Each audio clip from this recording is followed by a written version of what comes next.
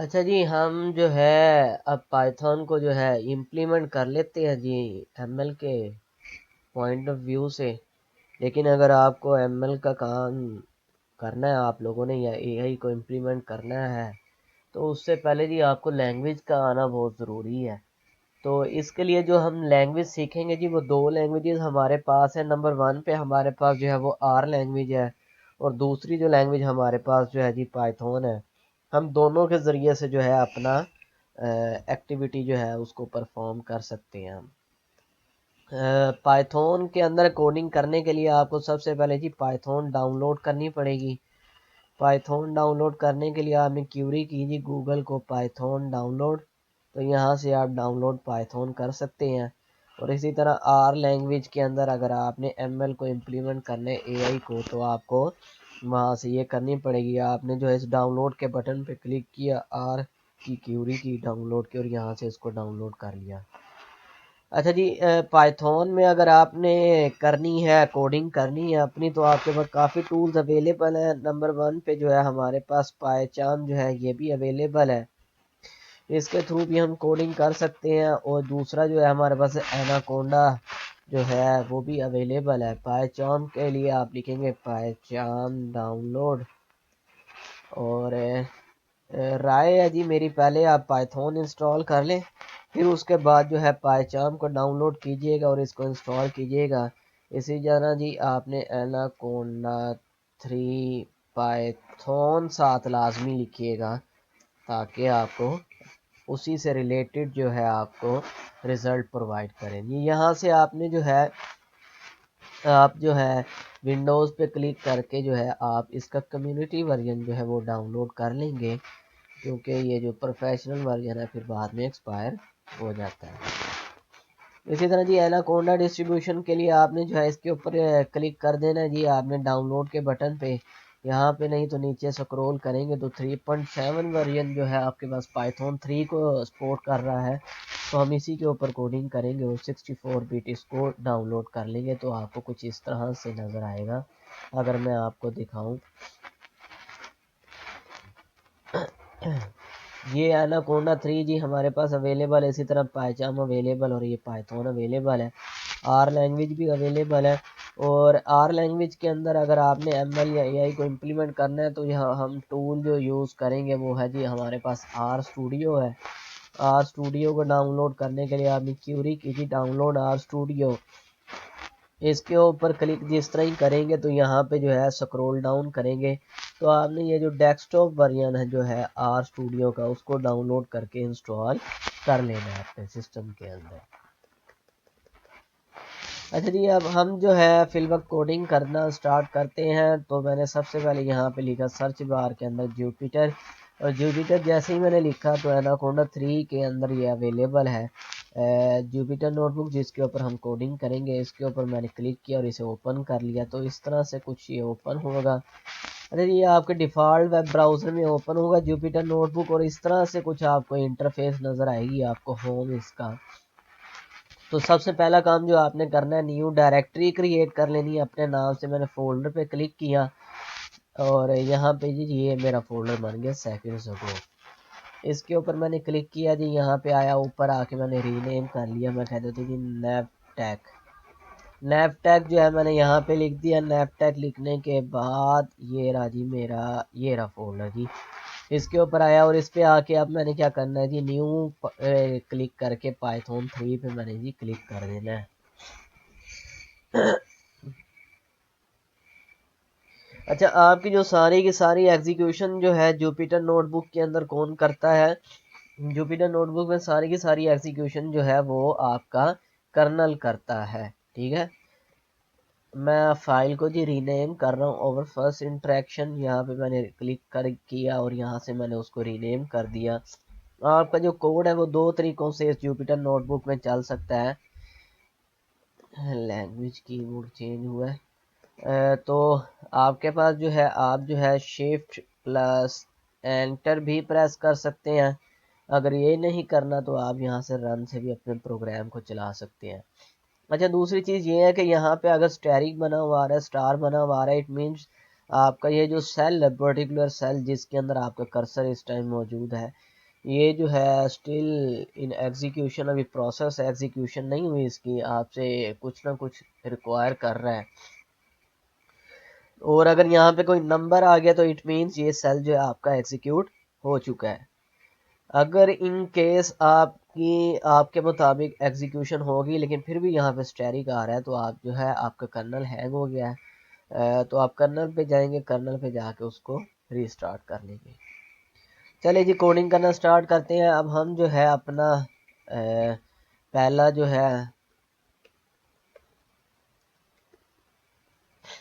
Variable create कर लेते हैं जी। मैंने नाम लिखा इज इक्वल टू 5।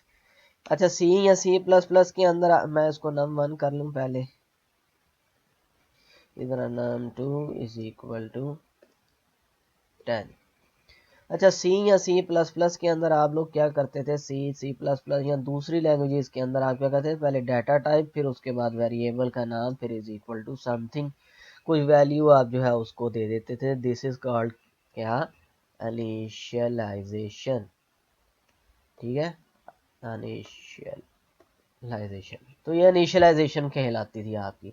लेकिन पाइथन में ऐसा क्या है, पाइथन में जो है आपको डाटा टाइप नहीं देनी पड़ती, आप जिस तरह ही वैल्यू असाइन करते हैं, जिस टाइप की वैल्यू असाइन करेंगे वो उस टाइप का वेरिएबल बन जाता है। अच्छा दूसरी बात, एक प्रोफेशनल तरीक़ेकार आपको मैं बता दूं तो आपने क्या करना है, हमेशा वेरिएबल का नाम इस तरह रखना है जिस तरह मैं लिख रहा हूँ।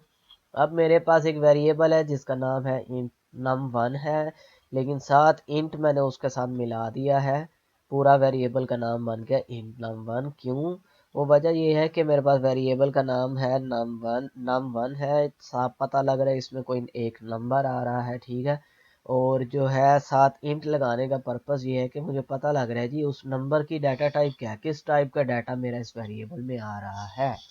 ठीक हो गया। अच्छा जी ऑपरेशंस परफॉर्म कर लेते हैं अब हम इसके ऊपर जल्दी से तमाम। मैं कह देता हूँ जी, सबसे पहले मैं आपको थोड़े से इसके अंदर कंपैरिजन ऑपरेटर्स मैं आपको बताता जाऊँ। सारे वैसे ही हैं जैसे आपके पास सारे एग्जैक्टली। अच्छा जी ये सिंगल लाइन कमेंट मैं कर रहा हूँ ये हैश के साथ, अगर मैंने मल्टी लाइन करना है तो ट्रिपल कोट्स जो है मैं पुट करूँगा और एंड में भी वैसे ही करूँगा। अच्छा खैर मैं यहाँ पे लिख देता हूँ कंपैरिजन के अंदर हमारे पास ग्रेटर देन आता है, उसके बाद लेस देन आता है, फिर उसके बाद इक्वल टू आता है, और ग्रेटर देन जो है इक्वल टू है, इसी तरह लेस देन इक्वल टू है। ये कंपैरिजन टाइप के हमारे पास सारे कहलाते हैं। ठीक हो गया। अच्छा जी इसके बाद जो है हमारे पास आते हैं जी अरिथमेटिक ऑपरेटर्स। इसके अंदर जो है जी हमारे पास आ जाता है प्लस, आ जाता है माइनस, आ जाता है डिवीजन, आ जाता है जी फ्लोर डिवीजन, आ जाता है जी पावर का भी बीच में शामिल कर लें आप, तो ये हमारे पास अवेलेबल है। ठीक हो गया, और मोड भी कर लें आप डेफिनेटली। इसके बाद जी हमारे पास जो आ जाते हैं जी बिट वाइज, यानी कि जो आपकी बिट पे बाइनरी पे लगते हैं, बिट वाइज OPERAT ऑपरेटर। ठीक हो गया। तो इसके अंदर हमारे पास ये एंड आ जाता है, और आ जाता है हमारे पास जो है एक्सक्लूसिव और आ जाता है, और उसके बाद हमारे पास लेफ्ट शिफ्ट आ जाता है, उसके बाद हमारे पास राइट शिफ्ट आ जाता है। अच्छा जी ये अब बारी बारी हम इनको देख लेते हैं, देख लें। अच्छा इसके साथ हमारे पास जो है आइडेंटिटी ऑपरेटर्स भी हैं हमारे पास। आइडेंटिटी ऑपरेटर कहता है जी इज होता है हमारे पास, और इज नॉट, यानी कि ये है या नहीं है। ठीक है, इसी तरह हमारे पास होते हैं मेंबरशिप ऑपरेटर भी होते हैं, उसमें हमारे पास इन यानी कि मेंबर है, और कोमा नॉट इन यानी कि मेंबर नहीं है। ठीक है। अच्छा, और बस चलें इनको इम्प्लीमेंट कर लेते हैं। अब हमारे पास दो वेरिएबल है, मैं इसको पहले एग्जीक्यूट कर लूँ। मैं शिफ्ट एंटर प्रेस करूँगा जी, मैं न्यू सेल के अंदर आ गया हूँ, आउटपुट आ गई मेरे पास। वो कौन सी आउटपुट आई है, वो इस वक्त ये वाली आई, क्योंकि इसको इसे कमेंट करना चाहिए था। ठीक है, चले फिर भी कोई नहीं। अच्छा ये देखिए जी, जहाँ पे 2 लिखा आ रहा है तो इट मीन्स मैंने यहाँ पे इसको 2 टाइम्स जो है मैंने इस सेल को एग्जीक्यूट कर लिया। अब हम जो है अपनी एरर नहीं आया, कमेंट्स हमारे पास बेसिकली यही होते हैं। अगला कोड जो है हम इम्प्लीमेंट कर लेते हैं, सारी टाइप्स को हम बारी बारी देख लेते हैं। मैं कहता हूँ जी int num1 greater than int num2, तो फॉल्स। क्यों? वो वजह ये है कि हिंट नंबर में 5 है और 10 है। ठीक हो गया जी। इसी तरह जी मैं कह देता हूँ जी यहाँ पे न्यू सेल में आके int num1 less than int num2, तो ट्रू आ गया जी 5 और वो आगे बस 10 है। ठीक है। अच्छा जी इंट मैं कह देता हूँ जी num1 मैं कह देता हूँ जी less than equal to int num2। अब क्या आएगा जी? अभी भी ट्रू आएगा क्योंकि इक्वल तो नहीं है, लेकिन अगरचे वो लेस तो वो ज़रूर है। ठीक हो गया। अच्छा हमारे पास जो है उसके बाद जो है हमारे पास आगे जो ऑपरेटर आते हैं हमारे पास, ये हो गए हमारे पास सारे। फिर उसके बाद हमारे पास अरिथमेटिक ऑपरेटर्स हैं, उसको हम इम्प्लीमेंट कर लेते हैं जी। मैं कहता हूँ जी इंट num1 पहले प्लस कर लेते हैं इंट num2, तो ये ले जी 15 आ गया। Int num1 minus int num2, तो उसने -5 दे दिया। आप इसको रिजल्ट में स्टोर भी करवा सकते हैं। एक वेरिएबल ले लें जी रिजल्ट का, और उसका कैपिटल कर दें, बैक पे इंट लगा दें। ठीक हो गया। उसको एग्जीक्यूट करें और इधर आके आप रिजल्ट इसको प्रिंट भी करवा सकते हैं। अब मैंने ये जो है वेरिएबल जो है डिलीट करना है, तो मैं लिखता हूँ del int result, और ये जी मेरा वेरिएबल डिलीट हो चुका है। देख लेते हैं जी। डिलीट होने से मुराद है मेमोरी से गायब हो चुका है, मैंने इसको डिलीट कर दिया। ठीक हो गया। अच्छा जी अब मैं इसी तरह जो है मैं आपको थोड़ा सा डिफरेंस दिखा दूं, फ्लोट डिवीजन हमारे पास क्या है और डिवीजन हमारे पास क्या है। तो इंट num2 अब इसका आंसर आ रहा है 0.5। अब मैं फ्लोट डिवीजन जो है जी उसको इम्प्लीमेंट कर लेता हूँ। मैं कहता हूँ जी इंट num2, तो ये दें जी दोनों का फ़र्क आपको वाजे नज़र आ रहा है। डिवीजन जो है 0.5 पॉइंट के साथ रिटर्न कर रही है वैल्यू, और फ्लोट डिवीजन उसने क्या किया जी, पॉइंट से पहले जो वैल्यू थी उसने मुझे वो रिटर्न कर दी। चलें जी अब मैं पावर ले लेता हूँ। Int num1 asterisk double int num2 int num2, तो मुझे क्या रिटर्न हुआ? What ever the number is, मुझे ये रिटर्न हुआ। उसने क्या किया? नंबर 1 को बेस बना दिया, नंबर 2 को उसकी पावर बना दिया, वो उसकी पावर बन गया। ठीक है। तो इसके बरक्स आप सी में क्या करते थे, मैथ डॉट एच का एक जो है फंक्शन होता था आपके पास, वो POW पाओ का, उसमें आप ए देते थे, यानी कि आप बेस देते थे, कोमा पावर दे देते थे, तो वो आपका बना देता था उसको। सेम वैसे ही यहाँ पे ये अवेलेबल है, आप इस तरह जो है वो परफॉर्म कर सकते हैं। अच्छा जी अगले हमारे पास ऑपरेटर कौन से हैं जी? हमारे पास अगले जो है ऑपरेटर है इज और इज नॉट है। मैं जी इसको इम्प्लीमेंट करने से पहले पहले देख लेते हैं वैसे बगैर उसके होता है या नहीं होता। मैं कहता हूँ int num1 is int num2। जी हाँ हो गया। क्या मेरा जो है नंबर 1 जो है क्या मेरा नंबर 2 है? तो फॉल्स रिटर्न कर दिया, नहीं वो मेरा नंबर 2 नहीं है। तो मैं कह देता हूँ int num1 is not int num2, तो उसने ट्रू रिटर्न कर दिया। हाँ जी मैंने उसे कहा कि मेरा नंबर 1 जो है नंबर 2 नहीं है, उसने कहा हाँ जी बिल्कुल सही कह रहे हैं, नहीं है, नंबर 2 नहीं है। अच्छा जी अब जो है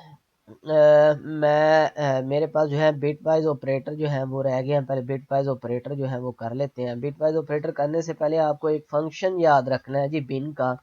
ये मुझे क्या करता है जी, बाइनरी रिटर्न कर देता है। ठीक हो गया। अच्छा अब मैं जो है प्रिंट के अंदर इसको लिख लेता हूँ ताकि मैं प्रिंट करवा लूँ। अच्छा पाइथन में ना प्रिंटिंग जो है आउटपुट इस तरह ली जाती है प्रिंट के फंक्शन के अंदर। इंट num2 मैंने यहाँ पे लिखा, और अब मैंने लिखा तो ये ले जी उसने मुझे रिटर्न कर दी इसकी बाइनरी, और इसकी बाइनरी जो है मुझे नंबर 2 की बाइनरी जो है वो रिटर्न करी। नंबर 1 में क्या है 5 है, नंबर 2 में क्या है जी ये है। अच्छा जी अब जो है मैं क्या करता हूँ, मैं इसके ऊपर जो है इम्प्लीमेंट कर लेता हूँ जी, अपना कोडिंग इम्प्लीमेंट कर लेता हूँ। मैं कहता हूँ जी प्रिंट कर दें क्या चीज़ जी, बिन ऑफ बल्कि मैं कहता हूँ जी इंट num1 इसका एंड ले लीजिए इंट num2 के साथ, तो मुझे आंसर रिटर्न कर दे जी। तो आंसर आ गया जी 0, 0 रिटर्न हो गया मुझे। अच्छा 0 रिटर्न हो गया। इसी तरह मैं कह देता हूँ जी प्रिंट इंट num1 एंड और सॉरी इंट num2 के साथ, तो उसने मुझे 15 रिटर्न कर दिया है। अच्छा जी, इसी तरह जो है मैं एक्सक्लूसिव और भी ले सकता हूँ। इसी तरह मैं आपके पास जो है, अच्छा ये राइट शिफ्ट और लेफ्ट शिफ्ट, ये जो आपके पास है ये कहलाता है जी लेफ्ट शिफ्ट कहलाता है, और ये आपके पास क्या जी राइट शिफ्ट कहलाता है। ये क्या करता है जी, जस्ट आपकी बाइनरी को उतने टाइम जो है मूव करवा देता है जितने टाइम आपकी ख्वाहिश होती है। ठीक हो गया। अच्छा जी, अब जो है लेफ्ट शिफ्ट राइट शिफ्ट भी हो गया, ये सारे हो गए ऑपरेटर हमारे पास जो है। अब जो हमारे पास आते हैं वो है ये वाली चीज़ ना, आइडेंटिटी ऑपरेटर हमारे पास क्या है। अच्छा अच्छा, सबसे पहले मैं आपको ये बता दूं कि अगर आपने अपने वेरिएबल की डाटा टाइप चेक करनी है तो आपके पास टाइप का फंक्शन अवेलेबल है। आप इन num1 लिखें तो ये लीजिए उसने बता दिया इंटीजर टाइप का डाटा अवेलेबल है। अब मैं अगर यहाँ पे जनाब सब 5.0 कर लेते हैं, हम नीचे आते हैं इधर आके प्रिंट करवाते, तो ये लें क्या आ गया, फ्लोट टाइप का डाटा उसमें अवेलेबल है। ठीक है, अब मैं यहाँ पे कर देता हूँ जी, इसको मैंने सिंगल कोड में प्लेस कर दिया। अब मैं एग्जीक्यूट करता हूँ, अब मैं इधर आया, इधर आके ये लें किस टाइप का है, स्ट्रिंग टाइप का है। यानी कि पाइथन में सिंगल कोड हो चाहे डबल कोड हो तो वो होती क्या है, स्ट्रिंग ही होती है। ठीक हो गया। अच्छा जी, इसको अब हम जो है ओरिजिनल हालत में ले आते हैं स्टेट में, और इसको अच्छा ये जुपिटर नोटबुक में काम करने का यही मज़ा है। ये देखा आपने, मैं सेल नंबर 1 पे दोबारा आके एग्जीक्यूशन परफॉर्म कर रहा हूँ, जबकि आप जो है पाइचाम में जिस तरह करेंगे तो वो आपको पूरी फाइल जो है एकदम से जो है आपको यहाँ से रन करवानी पड़ेगी। वो पूरी फाइल कम जो है आपकी इंटरप्रेट करता है, क्योंकि पाइथन इंटरप्रेटेड लैंग्वेज है ना, इस वजह से, क्योंकि इंटरप्रेटर पे चलती है, तो इसी वजह से ये हमने लफ्ज़ यूज़ किया। अच्छा जी, अब देख लेते हैं पाइथन में हमारे पास इनपुट कैसे होती है। मैंने कह दिया जी इंट नम, एक मैंने वेरिएबल जो है बना लेता हूँ। मैं कहता हूँ एक नंबर को इनपुट करो और वो चेक करो इवन है या ओड है। ठीक है, तो इसी के अंदर इनपुट हम कर लेते हैं, और इसी के अंदर हम जो है अपनी कंडीशन भी जो है कंपैरिजन ऑपरेटर जो है उनको भी इम्प्लीमेंट कर लेते हैं। तो मैंने इनपुट लेने के लिए इनपुट का फंक्शन है, मैंने कहा जी इसके अंदर एंटर अ नंबर, इसको इस तरह लिखा। और जो है जी मैंने यहाँ पे आके मैंने कहा जी इफ इस नाम नाम जो है मेरे पास, अच्छा यहाँ पे आप ब्रैकेट्स भी लगा सकते हैं ना, आप ना भी लगाएं तब भी चलेगा, जिस तरह आप दूसरी लैंग्वेजेस में लगाते थे तब भी चलेगा, इस तरह भी चलेगा। तो मैंने यहाँ पे लिख दिया इंट नाम मेरे पास जो है क्या होती है कंडीशन इवन की, अगर वो 2 पे डिवाइड हो जाए पूरा पूरा, ठीक है, रिमाइंडर आंसर जो है यानी कि कम 0 रिटर्न करें हमें। तो क्योंकि सिंगल इक्वल जो है इफ के अंदर नहीं आता होता, ये बात याद रखनी है आपने। सिंगल इक्वल नहीं आता, हमेशा वो किसी के कम्बिनेशन से आता होता है, अकेला इक्वल नहीं आता। तो क्या प्रिंट कर दे जी, हमें प्रिंट कर दे जी हमारे पास percentage d, percentage d is even. ठीक है, और यहाँ पे लिख दें आप परसेंटेज और इन नाम, ताकि अच्छा अगर आप चाहते हैं इस वेरिएबल की वैल्यू आपकी स्ट्रिंग के अंदर प्रिंट हो तो आपने वहाँ पे लिख देना परसेंटेज डी लिख दिया, और आगे यहाँ पे कोमा लगाने की बजाय, यहाँ पे आप कोमा लगाने की बजाय अब आप क्या लिखेंगे, यहाँ पे परसेंटेज का साइन डालेंगे। ठीक हो गया। और यहाँ पे मैं कह देता हूँ एल्स एल्स अच्छा एल्स वाला हम बाद में करते हैं ताकि आपको समझ आ जाए थोड़ी सी। अच्छा ये एंटर नंबर मैंने कह दिया जी 5, तो एरर आ गया जी। एरर क्यों आया, स्ट्रिंग फॉर्मेटिंग की वजह से। इट मीन्स ये कहाँ पे आ रहा है, अच्छा तो वो जो है आपके पास कह रहे हैं इंट नाम टू, इंट नाम जो है हमारे पास इंटीजर नहीं है, स्ट्रिंग है। तो अगर मैं उसको इंट में कन्वर्ट कर लूँ स्टार्ट में इनपुट लेते ही, अब ये क्या होगी, पहले में क्योंकि इनर ब्रैकेट सोल्व होंगी, सबसे पहले इनपुट होगी, वो नंबर क्या होगा, स्ट्रिंग का है, तो वो किस में कन्वर्ट हो जाएगा, इंट पे कन्वर्ट होके मेरे नम को मिल जाएगा, और फिर वो डिवाइड होगा और चेक होगा कि वो है या नहीं है। तो ये लें जी। अच्छा ये जो है ना, ये ड्रॉबैक है इस स्टेटमेंट का। क्या ड्रॉबैक है कि अगर कंडीशन फॉल्स होती है ना तो आपको कुछ भी रिटर्न नहीं करता। तो रिटर्न अगर आप चाहते हैं कि आपके पास जो है हो कोई ना कोई चीज़, अगर आपकी कंडीशन जो है फॉल्स हुई है तो आपको इस तरह करना पड़ता है और ठीक हो गया। अच्छा ये बात याद रखिएगा, इफ़ का सिंटैक्स कुछ इस तरह से, इफ़ लिखा आपने, फिर उसके बाद आपने कंडीशन दी और इसमें ब्रैकेट्स नहीं आती, आप कॉलन करते, क्योंकि पाइथन जो है इंडेंट बेस्ड लैंग्वेज है। आप कॉलन लगाते हैं, कॉलन लगा के जिस तरह ही एंटर प्रेस करेंगे तो खुद ही जो है ये आगे से आपके लिए एडजस्ट कर देगा इंडेंट सारी। ठीक है, ये देखें खुद ही कर रहे हैं। अगर मैंने इस डी ए को बैक पे लेके जाना है तो बैक स्पेस जाके यहाँ पे लिख दिया डी ए। ठीक है, अब लेकिन ये जो डी एस है ना, अब ये मेरा इस इफ़ के अंडर नहीं है। इफ़ के अंडर कौन कौन सी चीज़ें जो इफ़ से आगे करके लिखी हुई है ना, वो सारी इफ़ के अंडर आती हैं। ठीक है, तो इंडेंट्स का आपने ध्यान रखना है लाजमी। अब हम इसको एग्जीक्यूट कर लेते हैं। मैंने कहा 5 तो 5 इज़ ऑड। ठीक हो गया। अच्छा, अब मैंने फिर दोबारा इसको एग्जीक्यूट किया, मैंने कहा 8 तो उसने मुझे कहा जी 8 इज़ इवन। ठीक हो गया। तो इस तरह से जो है आपके पास जो है ये चीज़ इम्प्लीमेंट होगी, इफ़ कंडीशन भी इम्प्लीमेंट होगी। अब जो है बाकी का जो रिमेनिंग है वो इंशाल्लाह जो है हम कल कर लेंगे। अब जल्दी से जो है इसकी प्रैक्टिस कर लेने आप लोग, फिर उसके बाद रिमेनिंग जो है अब आगे हम कंटिन्यू करते हैं। हम देखते हैं इसके बाद हमारे पास डाटा टाइप्स कौन सी अवेलेबल है पाइथन के अंदर। ठीक हो गया। अब जल्दी से शाबाश जो है कर